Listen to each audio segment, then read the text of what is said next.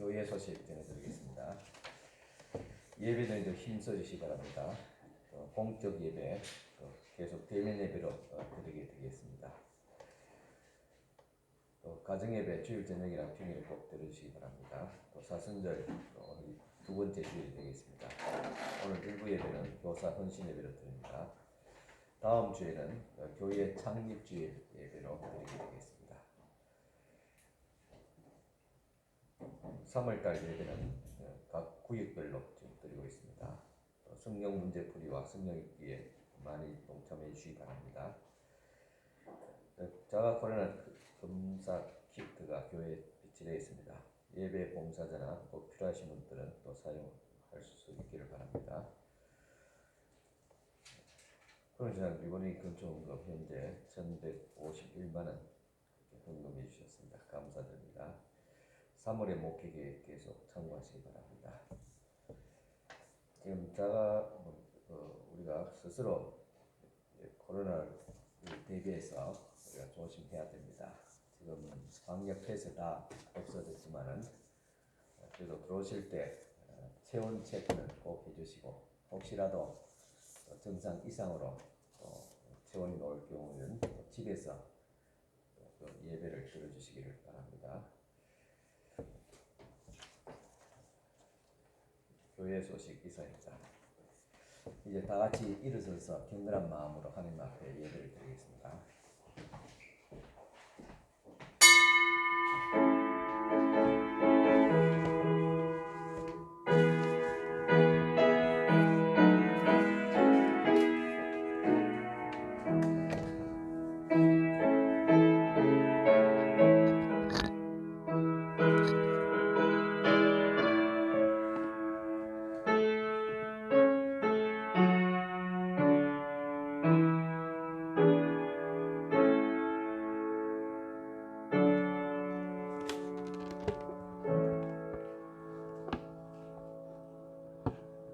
너는 마음을 강하게 하고 담대해라. 그들을 두려워 말라. 그들 앞에서 떨지 말라. 이는 내 하나님 여호와 그가 너와 함께 행하실 것임이라. 반드시 너를 떠나지 아니하시며 버리지 아니하시리라. 아멘. 하나님께서 오늘도 우리를 돌봐주시고 또 지켜주시고 도우시는 가운데서 오늘 이 시간 주님 앞에 대면 예배로 섰습니다. 또 여러가지 또 형편상 같이 함께 참여하지 못하고 또한 영상으로 또 함께 예배에 참여하는 사랑하는 모든 성도들에게 동일한 하나님의 은혜와 축복을 다해 주시기를 원합니다. 항상 저희들의 건강과 안전 지켜 보호해 주시고 이 시간도 또한 치료 중에 있는 우리 성도들도 있사오니 하나님의 권능에서 온 은혜의 손길로 함께해 주시사 주님 은혜 가운데서 깨끗하게 치료받을 수 있도록 도와주시옵기를 바라곤 합니다. 오늘도 주님 앞에 예배 드리오며 귀한 또 예물을 주님 앞에 올립니다. 10의 1조 예물들 올려드립니다. 첫 예물이오니 주님께서 기쁘게 받아주시고 또한 첫 것을 드렸음에 모든 물질 생활 경제 활동들이 더욱 거룩하며 온전케 하옵시고 풍성케 하여주시고 특별히 어려운 경기 가운데서도 하나님의 도우시는 손길이 저들의 사업장과 직장과 또 가정 위에 함께하여 주시옵기를 간절히 바라보옵나이다. 또 주님께서 주신 은혜 감사하며 또 함께 하시는 주님 은혜 감사하며 하나님의 은혜로 회복케 하심을 또 감사하며 한 주간 또 주님의 사랑과 은혜 가운데 살게 하심을 감사하며 베푸신 사랑에 깊이 감사하며 귀한 또 감사의 예물들 올려드렸습니다. 주님께서 기쁘게 흠량하시고 믿음대로 기도한 대로 이루어 응답되어지게 하여 주시옵소서. 또 주일에 헌금을 드리며 선교 구제 장학금 중예물로 드립니다. 귀한 모든 이 향기로운 예물을 주님께서 기쁘게 받아주시사 또 우리들의 성도의 삶에 하나님께서 복을 다하시되 물질의 복을 건강의 복을 믿음의 복을 다하여 주시옵소서. 예수님 이름으로 축복하며 기도드리옵나이다. 아멘. 네, 다 앉으시기 바랍니다. 이 시간 피아노 연주로 하나님 앞에 찬양 드리겠습니다.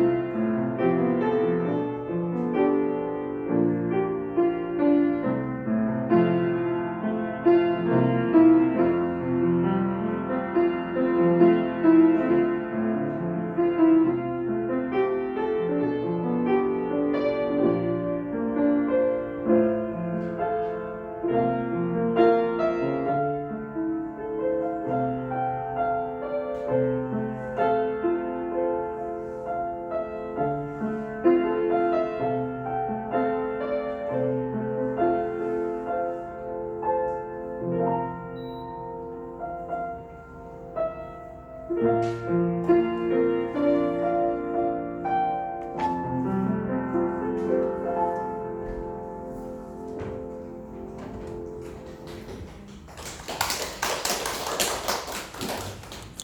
우리 교사 헌신을 드리고 있습니다. 교사 대표해서 우리 장경 선생님 기도해 주시겠습니다.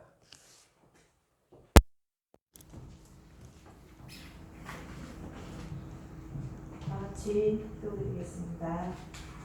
하나님 아버지, 지난 한 주간 보호해 주셨다가 오늘 예배의 자리에 나올 수 있게 인도해 주셔서 감사드립니다.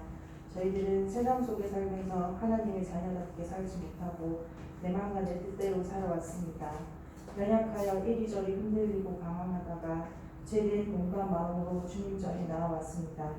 저희들의 잘못을 용서해 주시고 믿음의 반석 위에 굳건히 설 수 있는 믿음을 허락해 주세요. 오늘 주일 1부 예배는 저희 교사들이 믿음으로 헌신고자 다짐하는 교사 헌신 예배로 하나님께 영광 올려드립니다.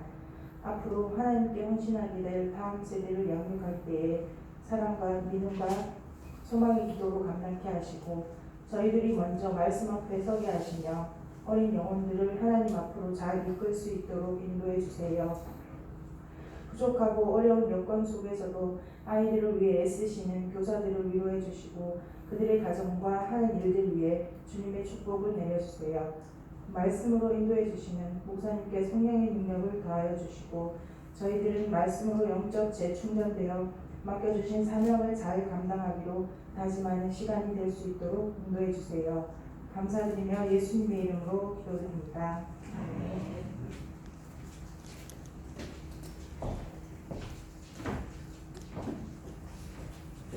이 시간 주신 하나님의 말씀 봉독해 드리겠습니다.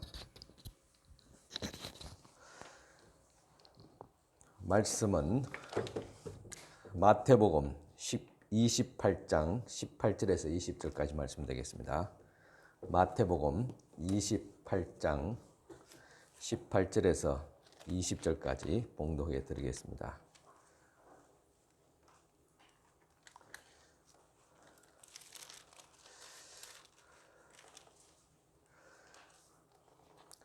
열한 제자가 갈릴리에 가서 예수께서 지시하신 산에 이르러 예수를 배웠고 경배하나 아직도 의심하는 사람들이 있더라. 예수께서 나와 말씀하여 이르시되 하늘과 땅의 모든 권세를 내게 주셨으니 그러므로 너희는 가서 모든 민족을 제자로 삼아 아버지와 아들과 성령의 이름으로 세례를 베풀고 내가 너희에게 분부한 모든 것을 가르쳐 지키게 하라. 볼지어다 내가 세상 끝날까지 너희와 항상 함께 있으리라 하시니라. 아멘.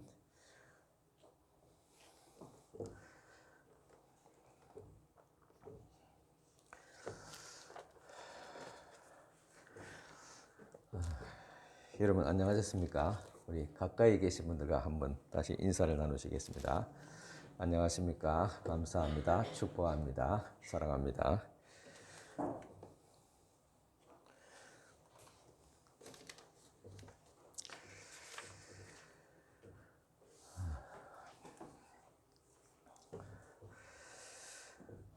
여러분 한 주간 또 무사히 잘 지내셨지요?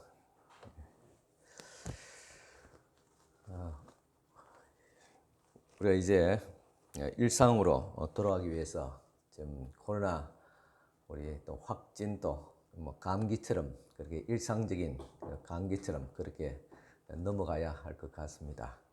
또 우리 예배 시간에 또 우리 가까이 있는 분들이 안 보이시면 지금 또 자가 치료 중이구나 그렇게 생각하시고 또 기도해 주시면 되겠습니다. 여러분 한 주간 동안 또 바쁘게 지내지 않았습니까?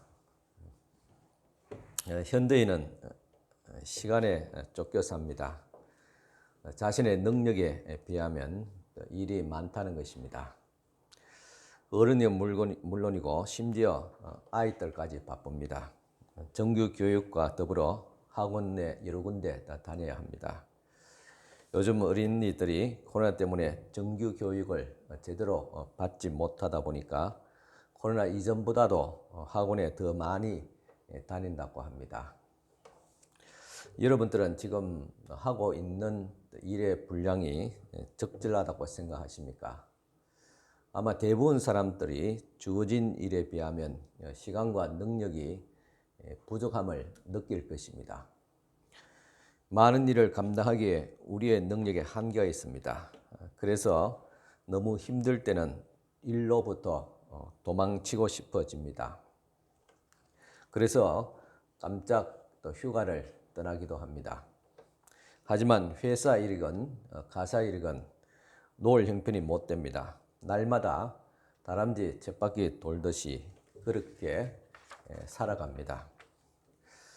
언젠가 우리가 죽어서 묘비를 남길 것이라면 아마 이 세 가지가 아닐까 생각합니다. 내가 태어난 날짜와 그리고 죽은 날짜, 그리고 내가 못다한 일들을 남길 것이라고 생각합니다. 그래도 우리는 세상 속으로 보냄을 받았습니다. 마태복음 28장 18절에 20절 보면 예수께서 나와 말씀하여 이르시되 하늘과 땅의 모든 권세를 내게 주셨으니 그러므로 너희는 가서 모든 민족을 제자로 삼아 아버지와 아들과 성령의 이름으로 세례를 베풀고 내가 너희에게 분부한 모든 것을 가르쳐 지키게 하라. 볼지어다 내가 세상 끝날까지 너희와 항상 함께 있으리라 하시니라. 예수께서 너희는 가라고 말씀하셨습니다. 뭐 하러 갑니까? 제자를 삼아 예수를 믿게 하고 가르치기 위해서입니다. 그러기 위해서는 어디로 가야 됩니까? 세상 속으로 가야 됩니다. 이 말씀을 우리가 항상 가슴에 품고 살아야 됩니다. 특별히 교사들은 더 새겨야 할 말씀입니다. 우리는 매 주일마다 예배를 마치면서 하나님께로부터 능력을 받고 세상으로 보냄을 받게 됩니다. 그리고 성부와 성자와 성령의 이름으로 축복 기도를 받고 세상 사람들을 사랑하며 또 섬기기 위해서 보내집니다. 그렇다면 우리들이 가야 될 사명의 자리가 어디입니까? 중국입니까? 필리핀입니까? 아니면 아프리카 오지입니까? 우리가 다른 나라에 가기 전에 먼저 가야 될 곳이 있습니다. 사도행전 1장 8절 말씀 보면 오직 성령이 너희에게 임하시면 너희가 권능을 받고 예루살렘과 온 유대와 사마리아와 땅끝까지 이르러 내 증인이 되리라 하시니라. 성령의 권능을 받고 제일 먼저 가야 할 곳은 예루살렘과 유대입니다. 이곳은 지금 제자들이 살고 있는 곳입니다. 그러니까 지금 살고 있는 곳으로 먼저 가고 다음은 이웃나라 사마리아와 그리고 세상 땅끝까지 나아가야 하는 것입니다. 이는 예배 때 받은 말씀과 사명을 실천하기 위해서 가장 먼저 가야 할 곳이 바로 가정이고 우리의 일터입니다. 그런 의미에서 예배와 삶은 하나입니다. 교회에서 예배하는 나와 세상 속에 살아가는 나와 다른 사람이 아닙니다. 그런데 우리들은 이제까지 교회와 세상을 마치 다른 세상과 같이 구별했습니다. 그래서 결국 신앙과 전혀 상관없는 일들을 하게 됩니다. 그러니까 세상을 변화시키는 동력이 떨어지는 것입니다. 교회와 세상, 신앙과 일은 같은 영역입니다. 그러나 우리 중에 많은 사람들은 여전히 세상 일과 영적 일을 구분하려는 생각에 시달리고 있습니다.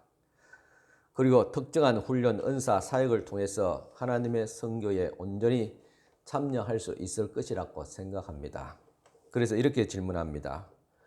예배가 우리의 일과 무슨 상관이 있을까? 사명과 그리고 우리의 직업이 어떤 상관이 있을까? 전도, 기도, 예배와 같이 흔히 영적으로 있는 일이라고 생각하는 활동들은 중요한 의무인 반면에 일상적인 일과 직업들은 덜 중요하다는 말인가? 그렇다면 반대로 세상 일이 더 중요하고 영적 생활과 주일 예배는 덜 중요하다는 말인가? 주일학교 교사는 하나님의 말씀을 가르치는 정말 세상 교사보다도 더 중요한 직분입니다. 그런데 교회 학교 선생보다도 세상 선생을 더 우러러 보는 경향이 있습니다. 심지어 교회 안에서도 그런 풍토들이 있습니다. 이런 불편함은 우리의 일상생활에서도 일어납니다. 현실적이고 바쁜 삶 가운데서 가끔은 헌신이나 신앙적인 가르침이 어색하게 끼어드는 경우들이 있습니다. 예를 들자면 식구들이 바쁘게 살아가는데 함께 모여서 가정 예배를 드리자, 그렇게 해서 모여 예배 드리기가 쉽지 않습니다. 예배 드리자고 하는 사람이 멋쩍어집니다. 이것은 교회와 세상, 예배와 일상적인 일, 신앙과 삶을 이분화시키는 잘못된 태도에서 비롯된 것입니다. 아니면 우리가 너무 세속화되어 있지 않는가, 그렇게 생각해 봅니다. 매주 예배에서 하나님 말씀을 듣고 가정과 세상으로 우리는 보냄을 받습니다. 세상과 교회가 하나라면, 세상의 일과 예배가 하나라면 우리가 가지고 있는 직업 역시 예배와 선교의 일부입니다. 우리는 축복받고 보내진 사람이라는 생각이 한 주간 동안, 심지어 사소한 하루 동안 하는 일들 가운데서도 예배처럼 의미가 있는 일들입니다. 우리는 종종 종교 개혁을 교리적인 충돌로 이해합니다. 행함으로 구원받는다는 중세 가톨릭의 교리에 반하여서 오직 믿음으로 구원받는다는 교리를 생각합니다. 하지만 종교개혁 시기에 평범한 유럽 사람들의 마음을 사로잡았던 것은 그렇게 어려운 교리가 요점이 아니라 소명에 대한 소박한 생각이었습니다. 즉 모든 직업이 거룩한 일이라고 생각하는 것은 가히 혁명이었습니다. 개혁적인 그런 생각이었습니다. 종교개혁은 수도사, 수녀, 사제를 가장 상위에 올려놓고 다른 모든 사람은 그 아래에 두었던 사명의 그 선을, 또 순위를 무너뜨렸습니다. 종교개혁가들은 농부는 좋은 농부가 됨으로써 하나님 앞에 예배할 수 있고, 아기를 돌보는 부모가 교황과 똑같이 예수님께 가까이 갈 수 있다고 가르쳤습니다. 이것이 당시의 혁명이었습니다. 종교개혁 신앙에 의하면 우리는 세상의 일터에서도 영적이고 거룩하게 살아갈 수 있다는 것입니다. 사회에서 정직하게 행함으로써, 주어진 일에 성실함으로써, 혹은 아름다운 문화를 만들어감으로써, 혹은 감사하고 기뻐한 마음을 가짐으로써, 혹은 가능한 돈을 많이 벌고 그리고 너그럽게 베풀 수 있음으로 통해서 영적으로 거룩하게 살아갈 수가 있습니다. 바울이 처음 이방 선교를 할 때 고린도에서 아굴라와 브리스길라 부부를 만났습니다. 이들은 바울의 복음을 듣고 바울의 물질적인 후원자가 되었습니다. 그 전까지 바울도 천막을 만드는 일을 하면서 자비랑 선교를 했습니다. 하지만 이 아굴라와 브리스길라 부부의 후원으로 전적으로 복음을 전하는 일에만 전념하게 됩니다. 그리고 브리스길라와 아굴라의 물질적인 후원뿐만 아니라 그들은 사람을 가르쳤고 복음을 전하는 일까지 했습니다.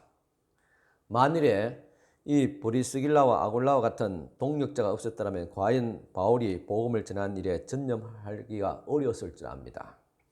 이런 바울과 브리스길라와 아굴라 부부의 관계가 가장 이상적인 교회의 모습입니다. 오늘날 또 교회에 또 목사와 성도들이 있습니다. 목회자는 복음을 전하고 기도하며 가르치는 일에 전념합니다. 그리고 성도들은 물질로, 즉 헌금으로 섬기기도 하고 교회의 직분을 맡아서 봉사하기도 하며 나아가 전도하는 일에 힘쓰게 됩니다. 성도들이 세상에서 일해서 헌금을 하고 그 헌금으로 목회자의 생활비를 충당하고 교회를 운영하게 됩니다. 그렇다면 목회자의 일은 거룩하고 성도들이 세상에 나가서 일하면서 돈을 버는 것은 거룩하지 않습니까? 아닙니다. 목회자의 사역이나 성도들의 일이나 하나님의 교회를 섬기고 복음을 전하는 의미에서 동일하게 거룩한 일들입니다. 기독교 교육은 비도덕적이거나 비윤리적이지 않는 모든 일들은 하나님의 나라의 선교의 일부라고 가르쳐야 됩니다. 그리고 학생들은 공부를 하는 것도 하나님의 나라의 일꾼이 되는 중요한 일임을 가르쳐야 됩니다. 하나님의 나라는 매주 우리가 모여서 드리는 예배, 그리고 매일 우리의 일터에서 살아가는 두 가지의 영역에서 이루어지게 됩니다. 따라서 모든 일, 심지어 단순하고 작은 일들도 중요성을 지니게 됩니다. 그런 의미에서 예배와 일을 구분해서는 안 됩니다. 직업은 부수적인 것이 아니라 필수적인 것입니다. 그래서 하나님이 주신 사명은 각종 회의에 참석하고 문자 메시지를 확인하고 아이들의 저녁을 만들고 집안 청소를 하는 매일의 일상과 직업에 반복되는 작은 일들 안에서 실행되어지게 됩니다.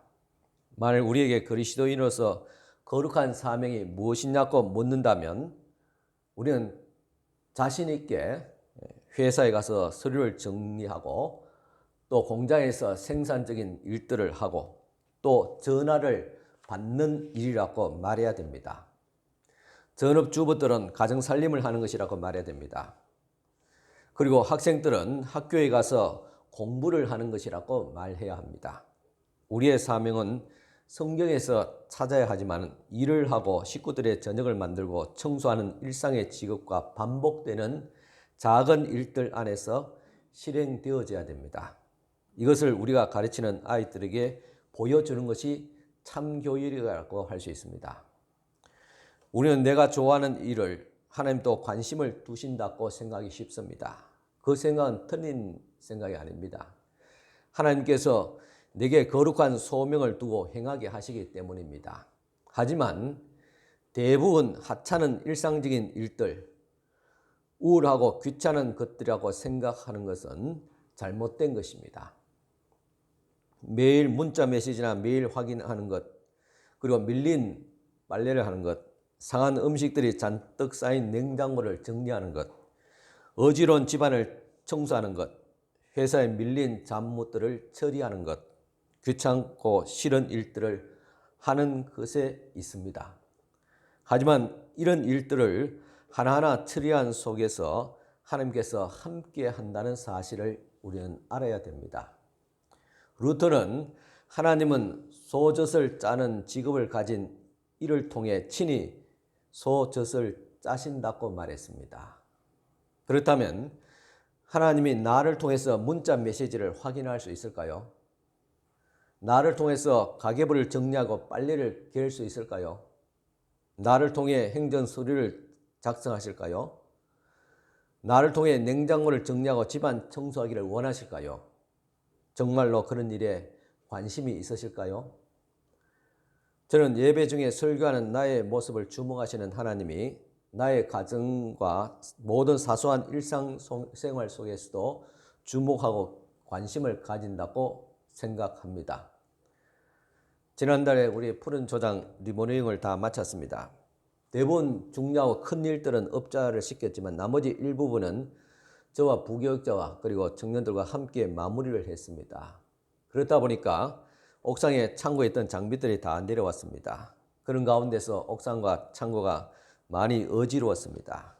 그런데 지난 주간에 이제 옥상과 창고를 깨끗하게 정리를 했습니다.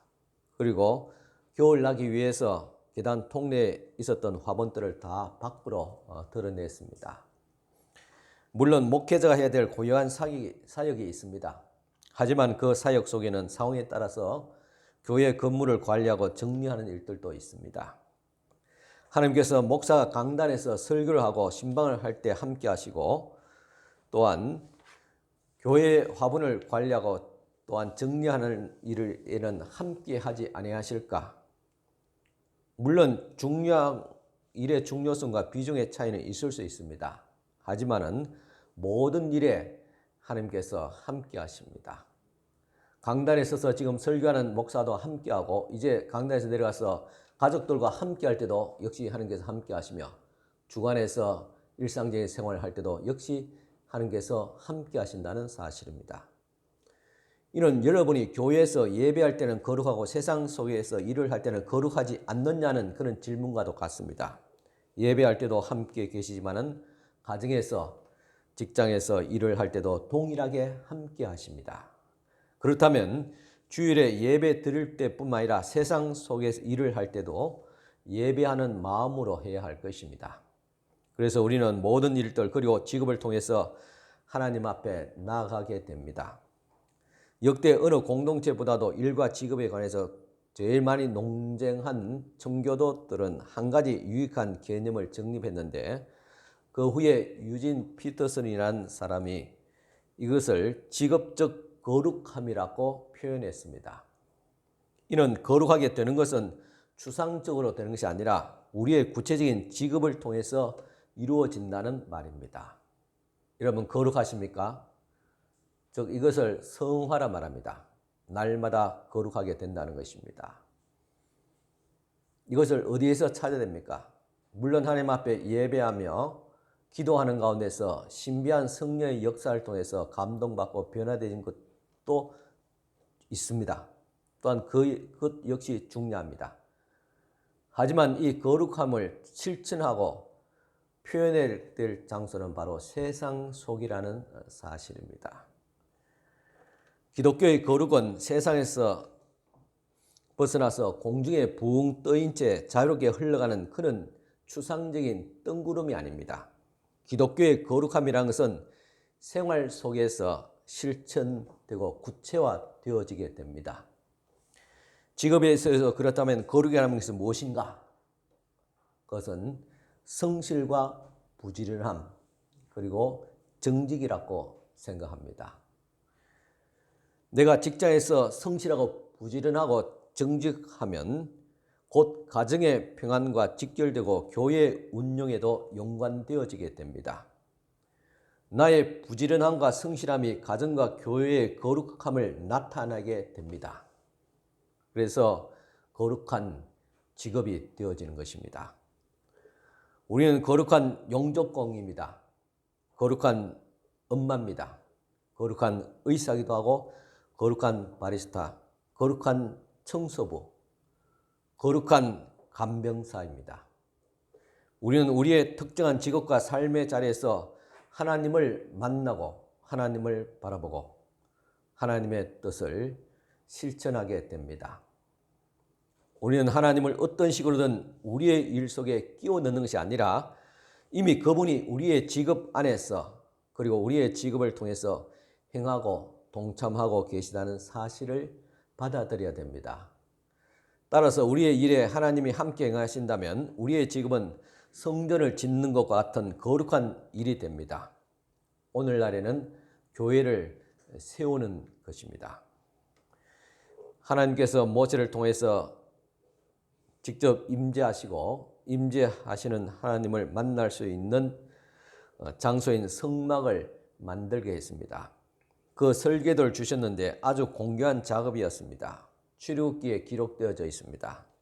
저는 얼마 전에 이 말씀을 묵상하면서 하나님께서 왜 이렇게 상세하게 설명하시고 만들게 하셨을까? 어떻게 보면 하나님답지 않게 보였습니다. 상세하게. 만일 지금 강대상을 만들면 이 강대상은 어떻게 만들어야 되는가? 길이와 크기 또 재료들 이 상세하게 말한다면 하나님답지 않지요, 그죠? 제가 강대상에 제가 만들었습니다. 어떻게 보면 목사답지 않는 일일 수도 있습니다. 목공해야 되지요. 이렇게 하나님께서 왜 이렇게 구체적으로 상세하게 이렇게 설계도를 그려주시고 또 말씀하시고 그 도면을 청사진을 보여주셨을까?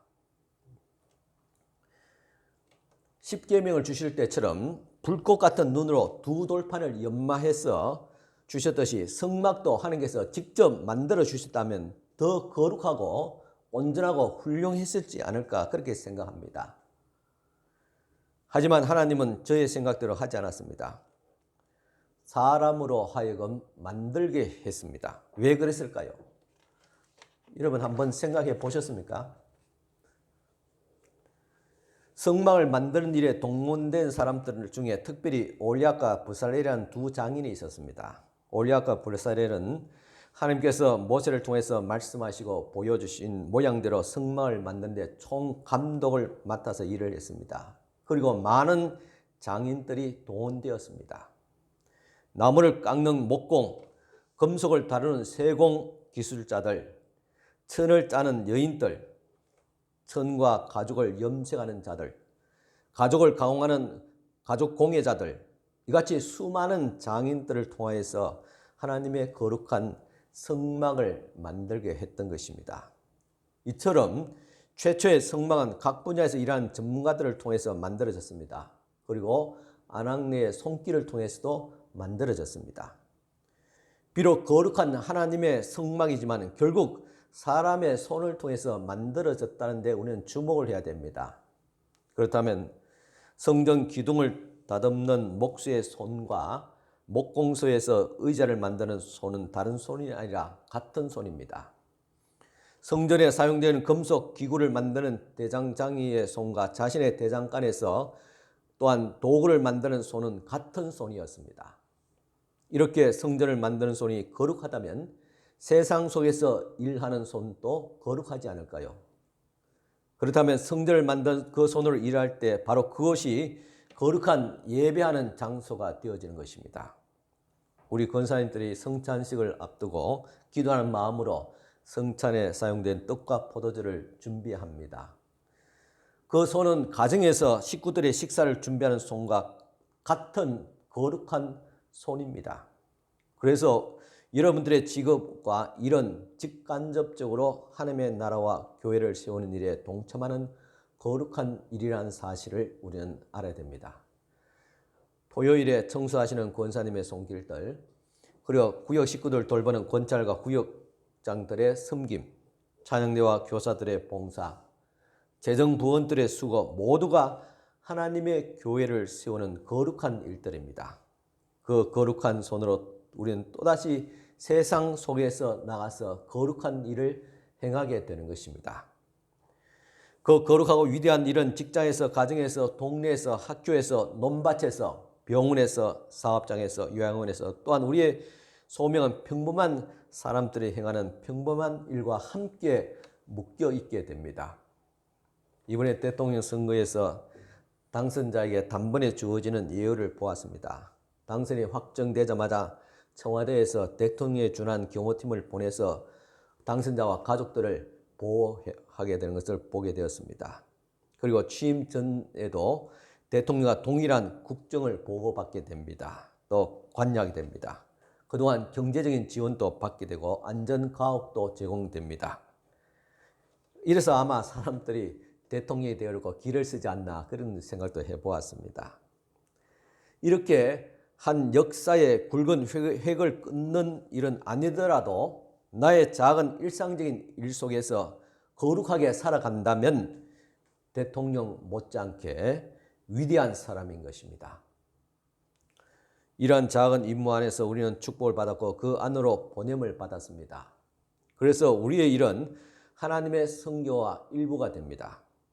우리는 하나님의 나라의 큰 일을 하고 싶지만은 내 앞에 주어진 작은 업무를 통해서 하나님의 나라를 살아내는 법을, 즉 평범한 일과에서 하나님의 선교를 배워야 됩니다.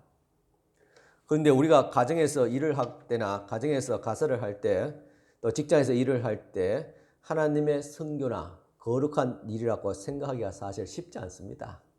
매일 반복된 일상이 귀찮고 벗어나고 싶고 또 나에게 일이 계속 많이 참 밀리게 되면 짜증스럽지요.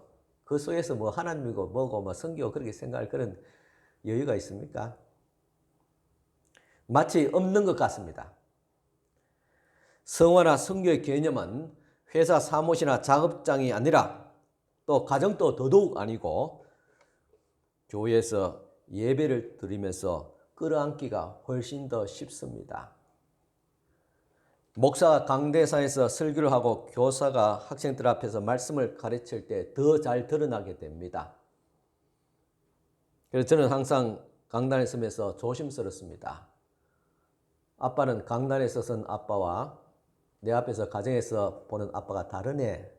그렇게 생각할까 봐 항상 조심스럽습니다.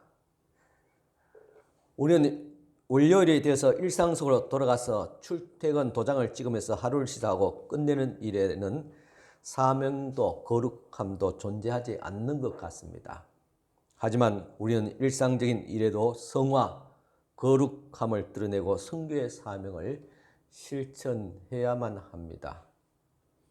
우리는 일상적인 일뿐만 아니라 불가피하게 생겨나는 사고와 사건 속에서도 거룩함을 구현하는 법을 배워야 합니다. 우리는 매일 문자 메시지를 확인합니다. 이 시간 바로 그것이 하나님께서 나에게 하라고 주신 일입니다. 우리는 거룩과 사명이란 이상을 따라가기 위해서 단순한 일상의 일을 포기해서는 안 됩니다. 지금 이 순간에도 우리는 일을 잘하기 위해서, 일을 통해서 우리 이웃을 사랑하기 위해서 가정에서, 직장에서 그렇게 살아가야 됩니다. 우리는 문자 메시지나 메일을 싫어합니다. 여러분도 카톡하면 계속 보기 귀찮지요. 뭐 아시는지 모르겠습니다. 카톡 열으면 계속 내가 관계 별로 없는 또 선전적인 그런 문자가 계속 날라옵니다.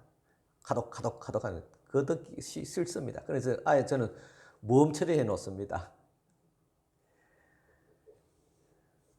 저도 메일이나 아니면 참 카톡, 문자 메시지 보는 일들은 일상생활을 피곤하게 만듭니다.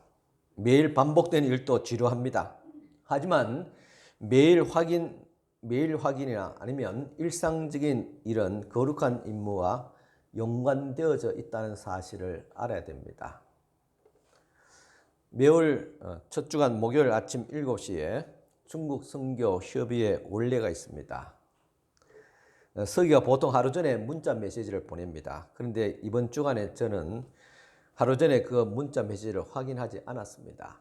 그로 인해서 잊어버리고 이번 주 목요일 아침 원래에 참석하지 못했습니다. 물론 한번 참석하지 않는다고 큰일 나는 일은 아닙니다. 하지만은 사소한 문자 메시지 안에는 중국 선교라는 중요한 사명이 있었고 저는 그 문자 메시지를 확인하는 일을 귀찮아했고 소홀히 했기에 중국 선교 협의회에 참석하는 의미 있는 한 일을 또 놓쳐버렸습니다. 이처럼 문자 메시지 확인 같은 사소한 일에도 하나님의 선교와 연관된 거룩한 일이라는 사실입니다.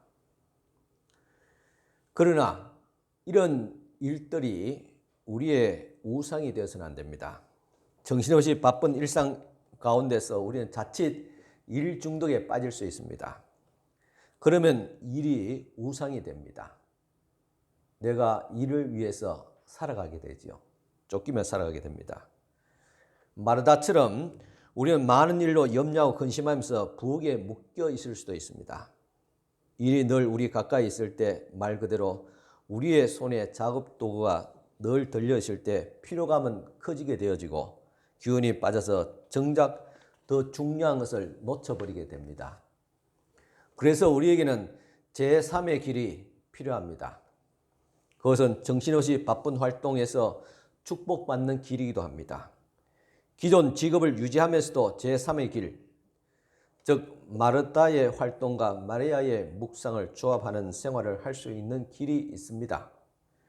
예수님과 제자들의 식사를 준비하기 위해서 분주하게 부엌에서 일을 하던 마르다가 일은 하지 않고 자신을 도와주지 않고 예수님의 곁에서 말씀만 듣는 마리아가 식사 준비를 하는데 도와주기를 원했습니다.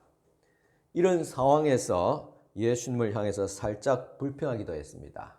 그럴 때 예수님은 마르다야 너무 분주하게 살지 말라. 마리아가 선택한 일은 빼앗기지 아니할 것이라고 말씀하셨습니다. 우리는 여기에서 마르다의 세상 일과 마리아의 영적 일을 어떻게 조합할 것인가를 고민해야 됩니다. 마르다의 일도 중요하고 마리아의 일도 중요합니다. 그래서 우리는 제3의 길을 선택하게 됩니다. 이 제3의 길은 하나님 없이 스스로 축복을 쟁취하고 자신의 운명을 조정하려는 광적인 일 중독을 피하게 합니다. 그렇다고 우리의 일상 임무를 포기하지도 않습니다. 일도 중요하지만 결국은 하나님의 말씀을 듣는 거룩한 백성이 되는 것이 더 중요합니다. 마르다와 같이 일 중독에 빠져 예수 그리스도를 놓쳐버린다면 안타까운 일일 것입니다. 그렇듯 마르다도 중요하지만 마리아가 있어야 됩니다. 여러분들도 1시간 기도하는 시간이 10시간 일하는 것보다 더 중요하다는 그런 이야기를 종종 들었을 줄 압니다. 이것은 기도가 일보다 우선되어야 한다는 말이지 일이 기도보다도 덜 중요하다는 뜻은 아닙니다. 즉 일과 기도를 갈라놓는 것이 아닙니다. 그래서 기도와 일하는 시간을 구분하지 않고 아예 기도하는 마음으로 일을 하는 것입니다. 이것이 제3의 길입니다. 그래서 우리는 기도하는 마음과 자세로 문자 메시지 확인하고 빨래를 하고 업무를 처리하고 작업을 하는 법을 배워야 됩니다. 이를 우상으로 섬기는 것에 저항하면서도 우리의 일 안에 기도로 살아가게 됩니다. 일과 기도의 이러한 혼합은 고대 영성 실천 중에 하나였습니다. 기도하고 일하라. 일하면서도 또 기도하라. 수도원 영성은 특별히 베네딕토 회의 영성의 특징이 되었습니다. 이 개념을 구현한 가장 유명한 사람은 아마도 로렌스 형제라는 사람인데 그는 이렇게 말했습니다. 나에게 일하는 시간은 기도의 시간과 다를 게 없고 내가 일하는 부엌의 소음과 딸그락거리는 소리 안에서 나는 고요 속에 있을 때와 마찬가지로 마치 내가 축복받은 성례전에서 무릎을 꿇고 있는 것처럼 하나님과 함께 한다고 했습니다. 우리의 사소한 일상적인 생활, 부엌에서 설거지할 때도 주님 앞에 있는 것 같이 그렇게 하나님과 함께 한다는 것입니다. 그런데 우리는 하나님이 보다 중요하고 의미 있고 짜릿하게 느껴지는 일로 부름을 받기를 원합니다. 그래서 내가 하는 일상적인 일들을 참 흥분할 만큼 좋아할 수가 없게 됩니다. 그러나 대부분의 비중과 시간을 차지하는 이 평범한 일상적인 일이 그 일이라면 그 속에서 하나님과 함께 하는 법을 배워야 되지 않겠습니까? 우리는 일생에서 제일 많은 시간을 직장에서 보내게 됩니다. 어쩌면 부부보다도 직장 동료들과 함께하는 시간이 더 많습니다. 이렇게 인생의 많은 비중을 차지하는 일이 단순히 돈을 벌기 위한 수단이라면 그 시간이 하나님과 전혀 관계없는 시간들이라면 그 인생이 얼마나 허무하겠습니까? 하지만 우리는 허무하지 않습니다. 왜냐하면 우리의 그런 일상생활 속에 특히 일 속에서도 주님께서 함께 하시기 때문입니다. 그 일은 내가 주님을 사랑하고 섬기기 위해서 살아내는 몸으로 드리는 특별한 기도고 예배가 되어지게 됩니다. 예배는 거룩한 것입니다. 교사로 아이들을 가르치는 일도 거룩한 일입니다. 그리고 일상 속에서 한 주간을 주님과 함께 거룩한 삶을 살다가 다시 주일에 학생들 앞에 설 때 우리는 거룩한 삶을 가르칠 수가 있습니다. 이것이 참 교육입니다. 일반적으로 목사는 가정을 가지고 있습니다. 그렇다 보니까 여러분이 겪는 상상하는 모든 어려운 일들을 다 겪습니다. 자녀 교육, 자녀 관계, 부모와의 관계, 또 심지어 경제적인 문제. 이런 것들이 참 어떤 데는 가족에 있다는 것이 참 힘이 되기도 하지만 때로는 어려움을 주기도 합니다. 그럴 때 하나님께서 왜 나에게 이런 시련을 주시나이까 라고 탄식할 때도 있지만은 결국 이 상황을 어떻게 신앙적으로 풀어갈 수 있는가를 고민하게 됩니다. 하나님이 이런 상황에서 나에게 주시는 말씀을 찾게 됩니다. 고린도전서 10장 13절입니다. 사람이 감당할 시험 받기는 너희가 당한 것이 없나니 오직 하나님은 미쁘사 너희가 감당하지 못할 시험 당함을 허락하지 아니하시고 시험 당할 쯤에 또한 피할 길을 내사 너희로 능히 감당하게 하시느니라. 로마서 8장 28절 우리가 알거니와 하나님을 사랑하는 자 곧 그 뜻대로 부르심을 입은 자들에게는 모든 것이 합력하여 선을 이루느니라는 이런 말씀을 통해서 위로를 받게 됩니다. 신명기서 31장 6절입니다. 너는 마음을 강하게 하고 담대하라. 그들을 두려워 말라. 그들 앞에서 떨지 말라. 이는 내 하나님 여호와 그가 너와 함께 행하실 것임이라. 반드시 너를 떠나지 아니하시며 버리지 아니하시리라는 이 말씀을 통해서 용기를 얻게 됩니다. 이렇게 체험화된 말씀을 가지고 삶에서 실천하고 위로받은 말씀을 가지고 성도들 앞에 서서 증거하게 됩니다. 그럴 때는 그때 말씀은 책을 보고 깨달은 말씀이 아니라 삶을 통해서 체험되어진 레마의 말씀이 되는 것입니다. 우리는 이 세상에서 오랜 시간 동안 일하도록 또 축복받고 보내졌습니다. 여전히 우리의 노동은 헛되지 않습니다. 그리고 언젠가 그 모든 일들은 하나님의 나라를 만들어가는 데 한 몫이 될 것입니다. 하나님은 우리가 어떻게 일하며 살아왔는가를 보고 판단하십니다. 그것을 복음서에 있는 달란트 비유를 통해서 잘 말씀해 주고 있습니다. 달란트 비유는 일하는 비유입니다. 놀고 그냥 앉아서 때로는 묵상하며 기도하며 예배하는 그런 비유가 아닙니다. 현실인 우리의 삶에서 우리가 얼마나 성실하게, 정직하게, 부지런하게 살았는가를 보는 비유의 말씀입니다. 이것이 결국은 하나님 앞에서도 판단을 받게 됩니다.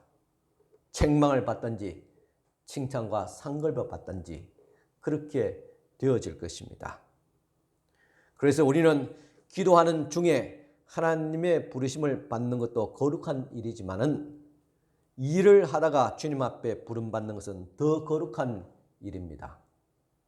일과 기도는 하나입니다. 신앙과 직업도 하나입니다.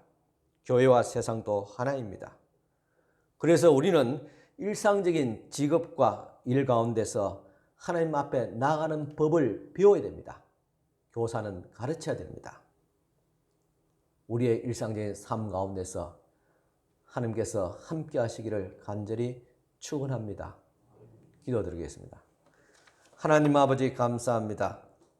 오늘도 사소한 우리의 일상 가운데서도 함께 하시는 하나님 주님을 찬양하며 영광을 돌립니다.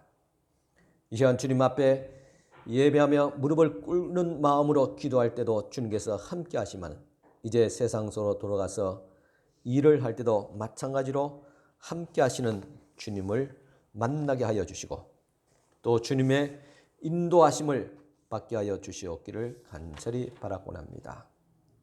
예배 시간 교회에서도 만나고 그 음성을 듣고 우리의 일터와 특별히 가정에서도 하나님의 인도하심을 받게 하옵시고 하나님의 도우심을 받게 하옵시고 말씀대로 순종하며 실천할 수 있는 거룩한 장소가 되어지게 하여 주시옵소서. 현실적으로 우리가 삶이 너무나도 팍팍하고 또 힘들 때가 많습니다. 이 가운데서 하나님의 인도하심을 깨닫게 하여 주시옵기를 원합니다. 우리가 처해 있는 모든 삶의 자리에서 사소한 때로는 귀찮은 일상생활 가운데서도 주님과 만나는 법을 배우게 하여 주시옵소서. 우리와 함께 동행하게 하옵시고 우리의 모든 삶이 평범한 저희들도 하나님의 나라를 세우는 귀한 한 몫을 하고 있다는 긍지와 자부심을 가지게 하여 주시옵소서. 특별히 오늘 이 시간 교사 헌신 예배로 드리고 있습니다. 여러 가지 형평상 다 같이 참여하지 못하고 또 가정에서 영상으로 또 참여하는 교사들에게도 하나님께서 은혜를 베풀어 주시고 우리가 들었던 말씀 내가 만난 하나님을 우리의 삶 가운데서 실천하고 체험되어진 말씀을 가지고 학생들 앞에 담대하게 설 수 있도록 도와주시옵소서. 우리 교회학교 또 선생님들의 수고를 통해서 우리 다음 세대가 다시 회복되어지게 하옵시고 부흥할 수 있도록 주님 역사하여 주시옵기를 간절히 바라고 원하면서 우리 구주 예수님 이름으로 기도드리옵나이다. 아멘. 우리 다 같이 찬송가 370장 드리겠습니다.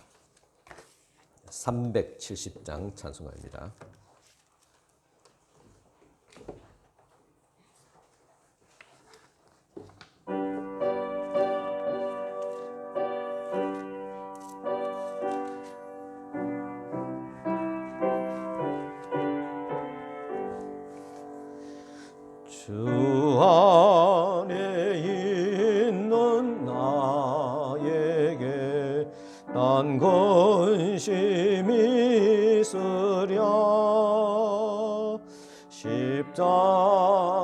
밑에 나가 내 짐을 풀었네. 주님을 찬송하면서 할렐루야 할렐루야 내 앞길 멀고 험해도 나 주님만 따라가리.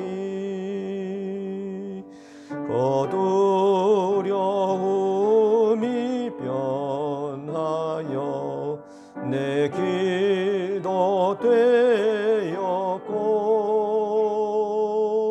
전날의 한숨 변하여 내 노래 되었네. 주님을 찬송하면서 할렐루야 할렐루야 내 앞길 멀고 험해도 나 주님만 따라가리. 내 주는 자비하셔서 늘 함께 계시고 내 궁핍함을 아시고 늘 채워주시네.